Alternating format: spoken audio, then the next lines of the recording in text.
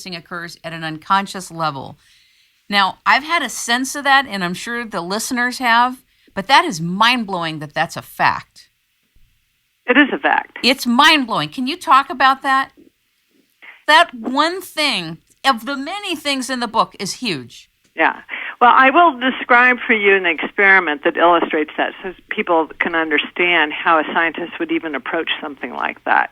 Because in science, you know, what they want is they want something to be done in a laboratory under controlled conditions. You know, they don't want somebody just coming to them and reporting after the fact, oh gosh, I had this sense that this thing was going to happen, then it happened. You know, it's really hard to, you know, quantify that or to do anything with that as a scientist.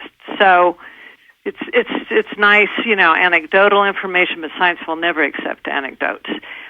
And anecdotes, I do include some anecdotes in my book because it enriches the experience for the reader, because some of the anecdotes are so compelling. They are. They definitely are. So compelling. You know, as they opposed definitely to like dry are. research, you know, they're just like, you know, who wants a statistic? You know, it's like, wow, when you hear that, you know, someone who, like Abraham Lincoln, you know, several days before he was assassinated, had this horrible dream that he was assassinated, and you know, was there present, you know, overseeing, you know, people mourning over his corpse, you know, you know, and he was freaked out by it. You know, it's very compelling when you read stuff like that, but you know, at the same time, it's like a scientist will never take that and go, oh, you know, yes, that sounds like, you know, that's something we need to investigate. So what we have in terms of research done in a laboratory on presentiment is that if you take pictures, and these are pictures, photographs that have already been rated in terms of how people emotionally respond to them. So, you know, if you show people a bunny rabbit, you know, people don't show fear. They don't have if you hook them up, you know, with all of these different sensors, you don't see the physiological responses associated with fear to a bunny rabbit. If you did, that would be a highly unusual person. And occasionally you will run into somebody who has a phobia of bunny rabbits, you know, but that's not very common. So you can screen 1,000 people and, you know, you can be pretty sure that, you know, that's a pretty either a positive or a neutral emotional response there. And then on the other hand, you can show a picture of something that's very gory, and you're going to have the majority of people have a different physiological response to that. And of course, you have some people who might not have, maybe they watch a lot of horror flicks, so they don't have the typical response to that. But you still have, statistically, most people are going to have one response or another. So then what was done in the laboratory was that the monitor was showing pictures just randomly of things that had already been rated for how people would respond to them. And they were looking at people's physiological response to those. And of course, during the time when the picture was actually in front of them, you would have the expected response. You would have, fear or, some, positive sort of, oh, isn't that cute type of response. But what was interesting was that there's this period that is significant when you consider how fast the brain works in terms of how fast it takes for information to be transmitted from one part of the brain to the other, that in this time frame that is before the eyes have even seen the picture, way before the picture has even been presented. Okay, so even the part of the brain that's not, there's a part of the brain that might sense things before the conscious part of the brain does, even before the part of the brain that would unconsciously sense things, you're actually getting a response that's in anticipation of the next picture that's going to be shown. So, and we know the response is different for fear versus, love versus, anger, whatever. Anger or whatever.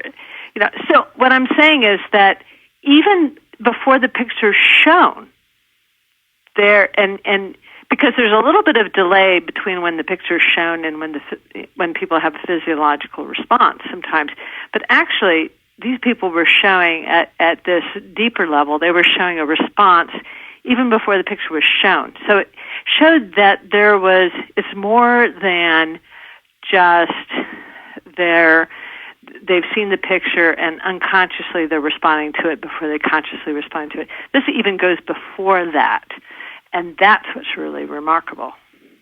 How would you describe what that is? What is that is responding? Is that a knowing?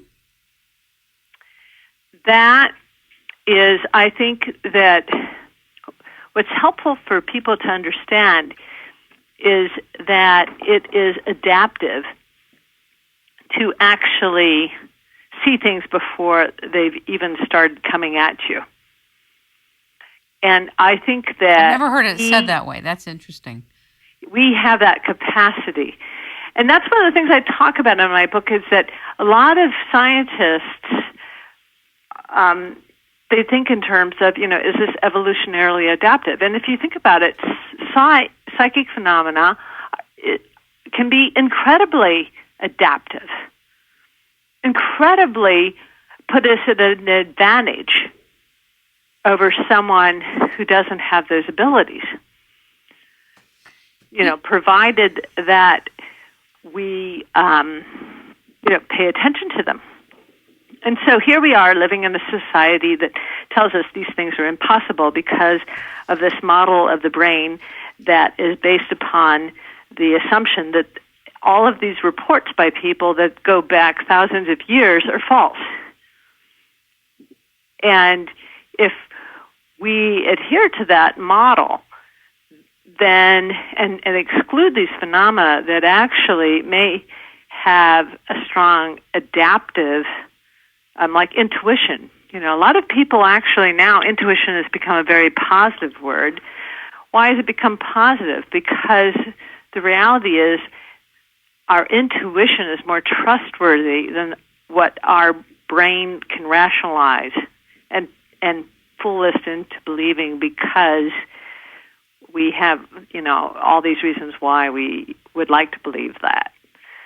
So what I'm hoping is that we're going to me, becoming a more intuitive society is not a step backwards, because people in the past, you go back 30,000 years ago, they were much more intuitive than people are today in terms of what we've been taught.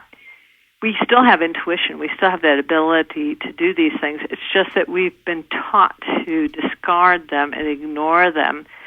But the reality is, if we can now embrace them as something that is an advance and use both our logical mind to discern and yet at the same time include the intuitive, then we've got the best of both worlds. It doesn't have to be an either or. You talk about the fact that it was discovered that electromagnetic radiation can impede psychic input and can get in the way of the brain's coherent activity. And so the less ambient electromagnetic noise, the better. Can you explain to the audience what you mean by that? First of all, let me just say that the reason why scientists have said that is that when they've done experiments, they've put people in what are called Faraday cages, which are these rooms that have all of this metal that shields them from being able to receive electromagnetic radiation. And the reason why they were put in these rooms was or they were put in submarines and, immersed in the ocean, which also is a good shield for electromagnetic radiation. And the reason why they was that because initially people were thinking of the human brain, they were thinking, if psychic phenomena exist, it's probably like a radio transmission. It's like one electromagnetic wave going to another, receiver. And, Upton Sinclair, when he wrote his book in the 30s, he